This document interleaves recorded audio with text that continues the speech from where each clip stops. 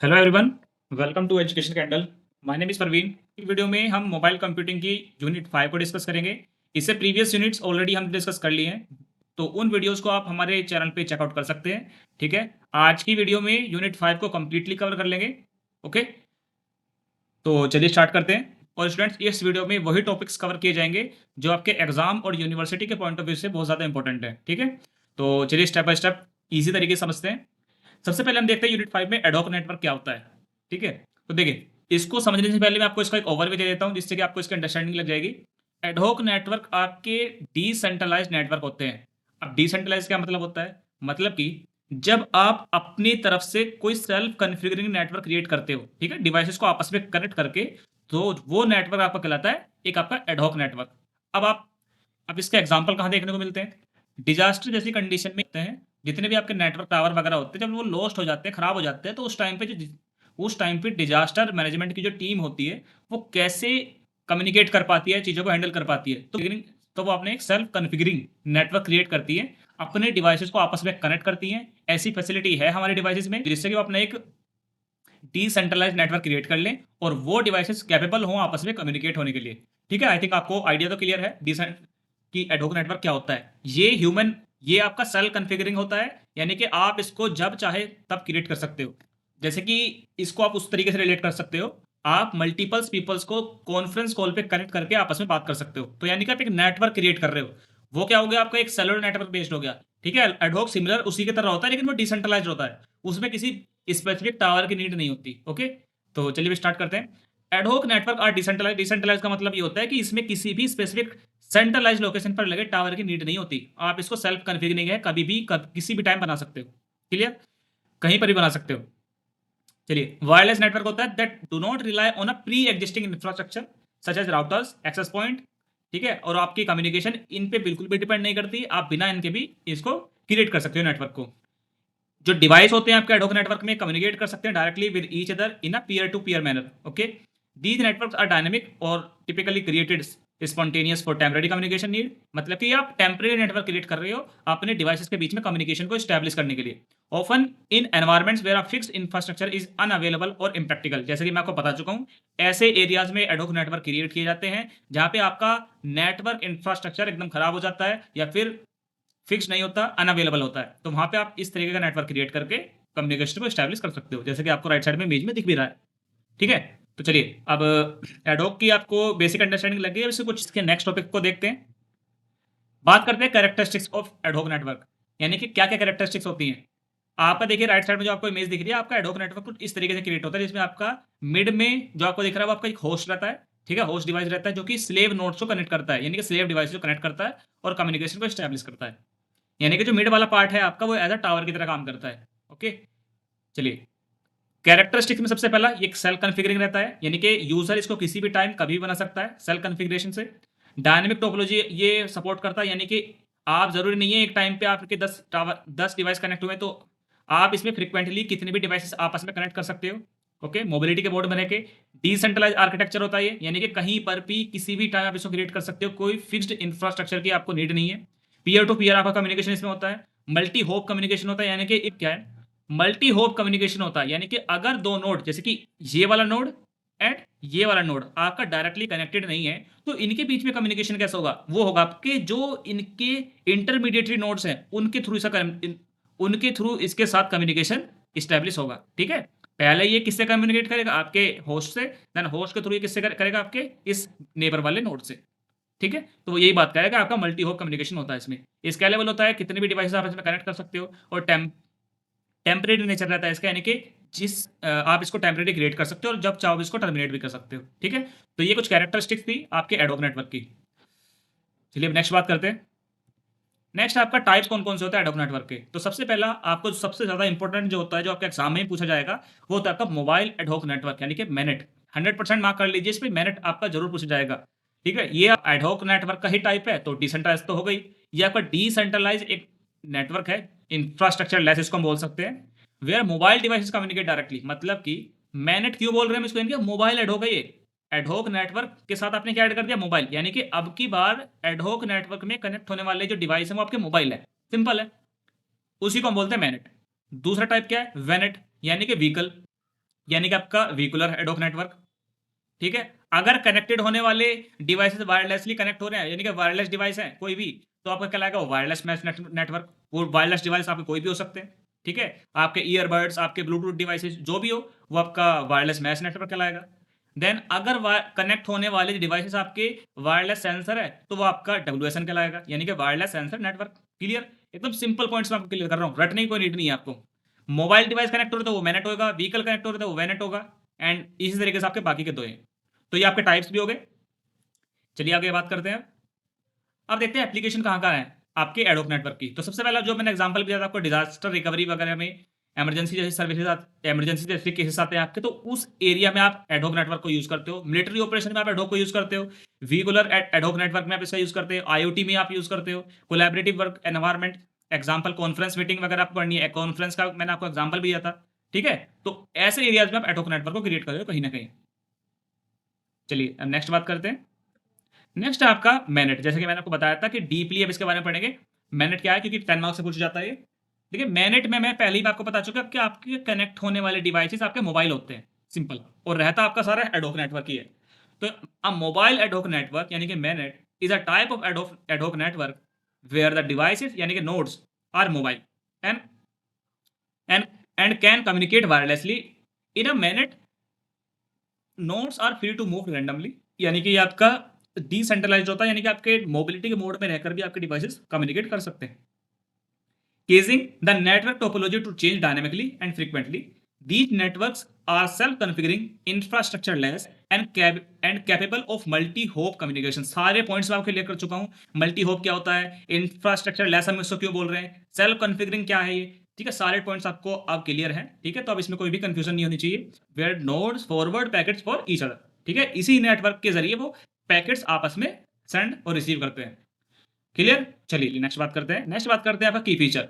अब देखिए एडहोक नेटवर्क के जो फीचर्स थे वही आपके मैनेट के भी होंगे। तो यानी कि सबसे पहले तो ये कि मोबिलिटी है, यानी कि मोबाइल डिवाइसेस, यानी कि मोबाइल डिवाइसेस जब आपके कनेक्ट हो रहे हैं मैनेट वाले आर्किटेक्चर में, तो नोड आपके डायनेमिकली अपनी टोपोलॉजी को चेंज कर सकते हैं, यानी कि वो मोबिलिटी के मोड में होकर भी कम्युनिकेट कर सकते हैं। डिसेंट्रलाइज ऑपरेशन ये परफॉर्म कर सकता है, कोई स्पेसिफिक सेंट्रलाइज अथॉरिटी की नीड नहीं है, यानी कि किसी टावर की नीड नहीं है। सेल्फ हीलिंग होता है, यानी कि the network can adapt to change and recover automatically when node join और लीव। अगर कोई नोड लीव करता है या कोई ज्वाइन करता है तो ये उसको हील कर लेता है, ऑटोमेटिकली रिकवर कर लेता है उनको, ठीक है। मल्टी होप कम्युनिकेशन होता है, यानी कि अगर दो स्लेव नोड्स आपस में डायरेक्टली कनेक्टेड नहीं है तो उनके बीच में कम्युनिकेशन इंटरमीडिएटरी नोड करवाती है। एनर्जी कंस्टेंट, यानी कि nodes often operate on limited battery power, okay. Scalable challenges, यानी कि अगर as the number of nodes increases maintaining efficient communication become complex. अगर आपके नंबर ऑफ नोड्स अगर बढ़ने लगे तो उस टाइम पे कम्युनिकेशन थोड़ा सा ब्रेक होगा आपका, तो थोड़ा सा ये डिसएडवांटेज भी होता है इसका। डायनेमिक टोपोलॉजी आपकी रहती है। तो ये की फीचर्स हमने मैनेट के देख लिए, जो कि काफी हद तक आपके एडोब के ही होते हैं, क्योंकि एडोब का ही आपका टाइप है। चलिए नेक्स्ट बात करते हैं।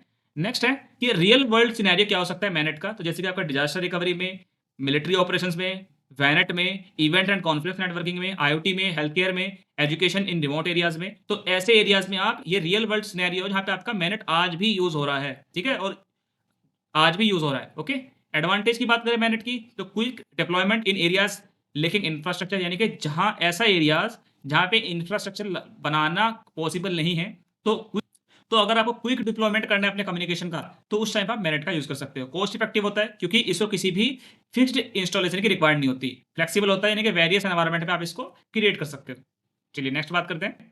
Why we need new routing protocols in ad hoc networks, यानी कि हमें राउटिंग प्रोटोकॉल्स की क्या नीड है। हमने अपना नेटवर्क तो क्रिएट कर लिया, हमने अपने सेल्फ कॉन्फ़िगरिंग नेटवर्क तो क्रिएट कर लिया, जिसकी हमें किसी सेंट्रलाइज लोकेशन की या फिर किसी सेंट्रलाइज्ड इंफ्रास्ट्रक्चर की कोई नीड नहीं है। तो हमें राउटिंग प्रोटोकॉल्स की क्या नीड है उस टाइम पे।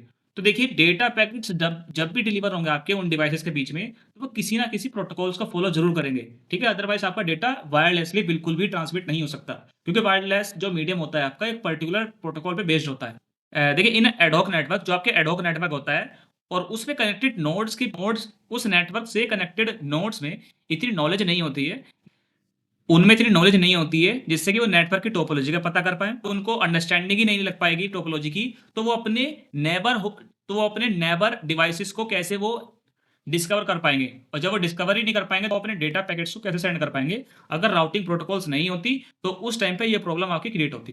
ठीक है, क्योंकि डिवाइसेस पे इतनी नॉलेज नहीं होती जिससे कि वो अंडरस्टैंड कर पाएंगे किस टाइप की आपकी टोपोलॉजी इस टाइम पे एग्जिस्ट करती है हमारे डिवाइसेस के बीच में, और किस डिवाइस को कैसे डेटा पैकेट मुझे सेंड करना है। तो वो सारा हैंडलिंग काम किसका रहता है? आपके राउटिंग प्रोटोकॉल्स का। तो एडहॉक नेटवर्क के अंदर अनलाइक ट्रेडिशनल वायर्ड और वायरलेस नेटवर्क, क्योंकि वायर्ड कनेक्शन हुआ, क्योंकि वायर्ड या फिर वायरलेस नेटवर्क जो हम देखते हैं सेलुलर नेटवर्क वगैरह, उसमें तो अपना स्पेसिफिक आपका एक पीएसटीएन या फिर मोबाइल स्विचिंग सेंटर आपके कनेक्टेड रहते हैं। ठीक है, तो वो हैंडल कर लेते हैं इन चीज़ों को। लेकिन ये आपका सेल कॉन्फ़िगरिंग नेटवर्क है, तो इसमें आपकी कुछ स्पेसिफिक प्रोटोकॉल्स होने चाहिए जो इन चीज़ों को हैंडल कर पाएं। Have unique characteristics such as dynamic topology, यानी कि सेलुलर नेटवर्क वगैरह में आपकी डायनेमिक टोपोलॉजी रहती है, lake of infrastructure, limited bandwidth and energy constraint. These factors make traditional routing protocols unsuitable. Routing protocols की नीड होती है। सबसे पहले किस लिए यूज कर रहे हैं? हैंडल करने के लिए फ्रीक्वेंट टोपोलॉजी को, यानी कि जैसे हमने देखा था एडहॉक नेटवर्क के अंदर आपकी टोपोलॉजी फ्रीक्वेंटली आपकी चेंज हो सकती है। तो उस टाइम पे आपकी टोपोलॉजी जब चेंज हो रही है तो डिवाइसेस की जो डिस्टेंस है, जो उनके राउट्स हैं, उसका डेटा कैसे उसको मेंटेन करना है ईच एंड एवरी नोड पे, जिससे कि कम्युनिकेशन स्टैब्लिश रहे हमेशा। ऑपरेट विदाउट सेंट्रलाइज कंट्रोल और इंफ्रास्ट्रक्चर, क्योंकि हमारा जो एडहॉक नेटवर्क है वो विदाउट सेंट्रलाइज किसी कंट्रोल या इंफ्रास्ट्रक्चर के ऑपरेट हो रहा है। Conserve energy and bandwidth by minimising communication overhead. अब ये राउटिंग प्रोटोकॉल आपकी कम्युनिकेशन ओवरहेड को भी कम से कम कर देती है, जिससे कि आपकी बैंडविड्थ की कंजप्शन कम होती है। सपोर्ट करती है स्केलेबिलिटी एंड रिलायबिलिटी को इन डायनेमिक एनवायरनमेंट में। अगर राउटिंग प्रोटोकॉल जो होती है आपकी वो अगर एफिशिएंट है तो आपकी जो डायनेमिक एनवायरनमेंट में रिलायबिलिटी एंड स्केलेबिलिटी ऑटोमेटिकली वो बढ़ जाती है। अब आपको आई थिंक क्लियर होगा कि राउटिंग प्रोटोकॉल्स की हमें नीड क्यों है एडहॉक नेटवर्क के अंदर, क्योंकि डिवाइस के पास इतनी प्रायोर नॉलेज नहीं होती कि वो टोपोलॉजी को पता कर पाए और डिवाइस की लोकेशन को पता कर पाए। ठीक है, चलिए अब नेक्स्ट बात करते हैं। नेक्स्ट है आपका types of routing protocols in ad hoc network. कौन कौन सी प्रोटोकॉल्स आप यूज करते हो? तो सबसे पहले आपकी एडहॉक नेटवर्क में दो तरीके की प्रोटोकॉल्स होती हैं बेसिकली। एक प्रोएक्टिव जिसको हम टेबल ड्राइवन बोलते हैं, एक होती है आपके रिएक्टिव जिसको हम ऑन डिमांड बोलते हैं, यूज होते हैं। चलिए इनको वन बाय वन डिस्कस करते हैं किसका क्या काम होता है। सबसे पहले प्रोएक्टिव राउटिंग प्रोटोकॉल। राउटिंग से मतलब आपको क्लियर है? देखिए राउटिंग से मतलब आपको क्लियर होना चाहिए। राउटिंग का मतलब ये होता है कि अगर आपके 10 डिवाइसेस आपस में कनेक्टेड हैं, राउट्स की जो इन्फॉर्मेशन है वो ईच एंड एवरी डिवाइस के पास होनी चाहिए, जिससे कि वो शॉर्टेस्ट डिस्टेंस से अपने डेटा पैकेट को सेंड कर सके या फिर कम्युनिकेशन को स्टैब्लिश कर सके। ऐसा ना हो कि एक नियर बाय डिवाइसेस से कम्युनिकेट करते टाइम वो लंबा पाथ तय कर रहा है उससे कम्युनिकेट करने के लिए। यही तो प्रॉब्लम होती है, इसे राउटिंग प्रोटोकॉल्स की हमें नीड होती है। क्लियर? चलिए अब बात करते हैं पहली प्रोटोकॉल जो होती है आपकी प्रोएक्टिव राउटिंग प्रोटोकॉल। तो इजी तरीके समझेंगे। प्रोएक्टिव राउटिंग प्रोटोकॉल यानी कि टेबल ड्राइवन राउटिंग प्रोटोकॉल हम क्या करते हैं, इसमें हम सबसे पहले टेबल क्रिएट करते हैं और उस टेबल में हम मेंटेन करते हैं डेटा। वो डेटा क्या रहता है आपका? नोड्स के राउट्स का डेटा रहता है वो, यानी कि मेंटेन करते हैं consistent and up to date routing information to all nodes. जितने भी नोड्स रहते हैं आपकी, उन नोड्स की जो राउटिंग इन्फॉर्मेशन रहती है वो आपकी इस टेबल में हम स्टोर करते रहते हैं। इसका एग्जांपल हम ले सकते हैं DSDV यानी कि destination sequence distance vector routing, और इसको हम आगे पढ़ेंगे अच्छे डीपली। फिलहाल का ध्यान रखो, आप दो तरीके के प्रोटोकॉल इसमें यूज करते हो, DSDV and OLSR। Okay, proactive में कुछ नहीं करना है, केवल आपको टेबल में ईच एंड एवरी नोड के राउट्स का data up to date routing information उसमें स्टोर करके रखनी है। ओके, देन आता है आपका रिएक्टिव राउटिंग प्रोटोकॉल। देखिए रिएक्टिव को हम दूसरे नाम से बोलते हैं ऑन डिमांड। ऑन डिमांड से आपको क्लियरेंस हो जाएगी। इस प्रोटोकॉल में ये खास बात रहती है, ये स्टेबलाइज ही जब करती है राउट्स को जब डिमांड होती है। ठीक है, अगर किसी एक डिवाइस को कम्युनिकेशन स्टैब्लिश करना है, ठीक है, तो वो उसी टाइम पे उसकी राउट्स की इन्फॉर्मेशन उसको प्रोवाइड करेगा, अदरवाइज नहीं। ठीक है, तो ओवरहेड इससे कम हो जाता है। जो ओवरहेड आपका इस वाली प्रोटोकॉल में आ रहा था ना कि आपने पहले से ही मेंटेन करके रख ली सारी चीजें, तो आपने, और अगर आपको मान लो किसी नोड को कम्युनिकेशन स्टैब्लिश ही नहीं करना, तो वो तो इन्फॉर्मेशन कलेक्ट करने का जो टाइम गया आपका वो बेकार गया, यानी कि ओवरहेड आपने बिना मतलब के बढ़ा दिया। वहीं उसी चीज को रिजोल्व करने के लिए आपके लिए एक प्रोटोकॉल निकल के आती है, वो है आपकी रिएक्टिव राउटिंग प्रोटोकॉल, यानी कि ऑन डिमांड। इसमें राउट्स आपके जब भी प्रोवाइड होंगे जब आपको नीड होगी उसकी। ठीक है, तो रिड्यूस कर रहे हो आप ओवरहेड। एग्जांपल के तौर पे आपका AODV यानी कि ad hoc on demand distance vector. नाम जरूर ध्यान रखना है, क्योंकि अगर आप टेक्निकल टर्म्स वहां लिखते हो, एग्जामिनर को आइडिया लग जाएगा कि आपको टॉपिक क्लियर है अच्छे से। ओके, चलिए नेक्स्ट बात करते हैं हाइब्रिड राउटिंग प्रोटोकॉल। नाम से ही क्लियर है, हाइब्रिड है, यानी कि इन दोनों के कॉम्बिनेशन को ही हम बोलते हैं हाइब्रिड राउटिंग प्रोटोकॉल, जैसे कि आपका ZRP यानी कि zone routing protocol. Okay, next है आपकी ज्योग्राफिक राउटिंग प्रोटोकॉल। इसमें कुछ नहीं करना, लोकेशन बेस्ड होती है ये। Use location information to make routing decision improving efficiency, यानी कि इसमें उस पर्टिकुलर डिवाइस की लोकेशन की इन्फॉर्मेशन हम अपने टेबल या फिर किसी भी डायरेक्टरी में रखते हैं स्टोर करके, जिससे कि हमें एटलीस्ट आइडिया लग जाता है कि वो कितनी डिस्टेंस पे हमारा डिवाइस अवेलेबल है। जब और हमें जब आइडिया लग जाएगा लोकेशन का, तो हम अपने जो परफॉर्मेंस है उसको कहीं ना कहीं इंप्रूव कर लेंगे। ठीक है, नेक्स्ट बात करते हैं। नेक्स्ट आपकी हिरारिकल राउटिंग प्रोटोकॉल। तो इसमें आपके जितने भी नोड्स रहते हैं वो एज अ क्लस्टर के रूप में आपके ऑर्गेनाइज रहते हैं, ऑप्टिमाइज करने के लिए राउटिंग बिटवीन आपके क्लस्टर्स के बीच में, जैसे कि आपका सीबीआरपी, क्लस्टर बेस्ड राउटिंग प्रोटोकॉल। देखिए, केवल ये आपके शॉर्ट नोट्स आप लिख सकते हो, इनके बारे में बिल्कुल भी नहीं पूछा जाएगा आपके एग्जाम में। ठीक है, नेक्स्ट है पावर अवेयर राउटिंग प्रोटोकॉल्स। ये फोकस करती है, क्योंकि पावर अवेयर है, यानी कि फोकस किस पे करेगी, एनर्जी एफिशिएंसी पे। बस इनके नाम से ध्यान रखो। हिरारिकल है तो यानी कि नोट्स आपकी हिरारिकी में, यानी कि एज अ क्लस्टर वो ऑर्गेनाइज रहेंगे। पावर अवेयर है तो यानी कि आपकी किस पे वो फोकस किया जाएगा, आपके एनर्जी पे, एनर्जी एफिशिएंसी पे, यानी कि डिवाइस ज़्यादा एनर्जी को कंज्यूम ना करे, क्योंकि जितने भी डिवाइस हैं वो आपके बैटरी डिपेंडेंट है, मोबाइल डिवाइस है। ओके, चलिए नेक्स्ट बात करते हैं। नेक्स्ट आपका, अब डीपली पढ़ेंगे what is proactive routing protocol. तो प्रोएक्टिव राउटिंग प्रोटोकॉल, जैसे कि हमने शॉर्ट नोट में ऑलरेडी डिस्कस भी कर लिया है, ये आपकी टेबल को कंटेन करके चलती है। जिस टेबल में ये क्या करती है, सभी नोड्स की जो राउट्स का डेटा है उसको स्टोर करके चलती है, और ये हमेशा प्री मेंटेन कॉन्सेप्ट पे वर्क करती है, यानी कि पहले ही चीज़ों को मेंटेन करके चलती है। डेफिनेशन के तौर पे, proactive routing protocol also known as table driven protocol, यानी कि टेबल को कंटेन करके चलती है, मेंटेन करती है अप टू डेट राउटिंग को। हर टाइम ये क्या करेगी, राउटिंग पाथ जो रहते हैं ना आपके डिवाइसेस को कनेक्ट करने वाले पाथ, उन पाथ्स को क्या करेगी ये, हर टाइम हर समय उनसे हम हर समय अप टू डेट इन्फॉर्मेशन को गैदर करेगी, देन अपने राउटिंग टेबल में डालेगी उसको। ठीक है, तो यानी कि ओवरहेड ये इंक्रीज करती है इस टाइम पे तो every other node in the network regardless of whether it is needed. मतलब कि ये बिल्कुल भी ध्यान नहीं रखती कि उस पर्टिकुलर पाथ की नीड है या नहीं है, केवल इसका काम इतना होता है कि इन्फॉर्मेशन उठानी है उस पर्टिकुलर पाथ की और उसको टेबल में स्टोर करना है, जिससे कि इन फ्यूचर मुझे ढूंढना ना पड़े उन पाथ्स को। चलिए, की कैरेक्टरिस्टिक्स क्या हो सकती हैं, प्री कंप्यूटेड राउट्स अब इसमें क्या कर रहे हो, कैलकुलेट कर रहे हो। पीरियोडिक अपडेट आप इसमें डाल रहे हो। पीरियोडिक का मतलब routing information is exchange periodically among nodes to keep the table up to dated, मतलब कि चीज़ों को पहले से ही मेंटेन करके चल रहे हो, बिल्कुल भी लेटेंसी नहीं कर रहे हो काम में कि जब डिमांड आएगी तभी उसको काम कंप्लीट करेंगे, ऐसा नहीं है। आप चीज़ों को पहले पीरियोडिकली आप उसको अपडेट कर रहे हो, जिससे कि आपको लास्ट में चीज़ों को कॉम्प्लिकेटेड ना करना पड़े, इसलिए उस एरिया में तो इसका बहुत ज़्यादा एडवांटेज। नेक्स्ट है आपका लो लेटेंसी, यानी कि आपने जब प्री कंप्यूटेड पाथ राउट्स को ऑलरेडी अपने टेबल के अंदर डाल रखा है, अप टू डेटेड है वो, तो यानी कि डेटा पैकेट को सेंड होने में बिल्कुल भी टाइम नहीं लगेगा, इमीडिएटली वो सेंड हो गया आपके रिसीवर नोड तक। ओके, तो ये लो लेटेंसी पे वर्क करता है, लेकिन ओवरहेड ज़्यादा बढ़ाता है ये, लेकिन गोल से, क्योंकि बार बार बैंडविड्थ यूज हो रही है, बार बार चैनल यूज होता है आपके नेटवर्क का। एडवांटेज की बात करें, लो लेटेंसी देता है ये, यानी कि डेटा पैकेट इमीडिएटली सेंड होते हैं। Consistent connectivity, the routing tables are always up to date रहती है आपकी इसमें। रिलायबल रहता है आपका स्टेबल नेटवर्क, यानी कि इसमें आपको लास्ट में प्रॉब्लम नहीं आती, हड़बड़ी में कोई काम नहीं होता, लास्ट में जाके एकदम एफिशिएंटली तरीके से काम हो जाता है, क्योंकि ये अपने काम को पहले से मेंटेन करके चलता है। डिसएडवांटेज की बात करें तो वही है, ओवरहेड बढ़ाता है ये, और स्केलेबिलिटी का इशू इसमें रहता है, जैसे कि not efficient for large network, बड़े नेटवर्क के लिए ज़्यादा ज़्यादा सही नहीं है। क्यों? क्योंकि ज़्यादा बड़ा नेटवर्क होगा तो ज़्यादा बड़ी टेबल के डेटा को मेंटेन करना पड़ेगा, तो यानी कि परफॉर्मेंस कितनी ज़्यादा डिक्रीज कर देगा ये। ठीक है, छोटे नेटवर्क में आप इसको यूज़ कर सकते हो, बड़े में नहीं कर सकते। नेक्स्ट बात करते हैं। नेक्स्ट है आपकी रिएक्टिव राउटिंग प्रोटोकॉल। तो रिएक्टिव राउटिंग प्रोटोकॉल देखिए, मैं आपको पहले ही बता चुका हूँ, इसका दूसरा नाम होता है ऑन डिमांड राउटिंग प्रोटोकॉल। तो नेमिंग कन्वेंशन को ध्यान रखना, इससे कि आपको क्लियर रहे। ऑन डिमांड है ये, यानी कि जब नीड होगी किसी डेटा पैकेट को सेंड करने की किसी डिवाइस पे, तभी ये उस पर्टिकुलर राउट को निकालेगा, अदरवाइज वो उसको नहीं निकालेगा। ठीक है, वही लाइन मैंने इसमें लिख रखी है कि routing protocol also known as on demand protocol stabilize routes only when data packet need to be send to a destination. Characteristics की बात करें तो ऑन डिमांड डिस्कवरी करता है ये, ठीक है, जब रिक्वायरमेंट होगी तभी ये डिस्कवरी करेगा उस पर्टिकुलर पाथ की, अदरवाइज नहीं करेगा। राउट मेंटेनेंस से मतलब, यानी कि राउट आपके जितने भी राउट्स मतलब पाथ, वो तभी मेंटेन होंगे आपके जब उनकी नीड होगी। हाई लेटेंसी रहती है इसमें, यानी कि आप देख रहे हो अगर ए को बी के पास डेटा पैकेट सेंड करना है तो पहले उसके करस्पॉन्डिंग पाथ निकाला जाएगा, यानी कि देख रहे हो कितना वेट करना पड़ रहा है आपके ए नोड को बी तक डेटा पैकेट सेंड करने में, यानी कि हाई लेटेंसी होती है इसमें।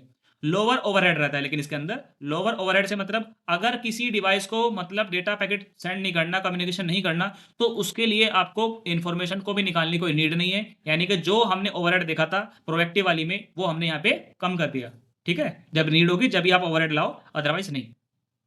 ठीक है, नेक्स्ट बात करते हैं एडवांटेज की। तो लो ओवरहेड कर दिया इसने, स्केलेबिलिटी होती है इसके अंदर, और एफिशिएंट तो होता ही है डायनेमिक नेटवर्क्स के लिए ज़्यादातर।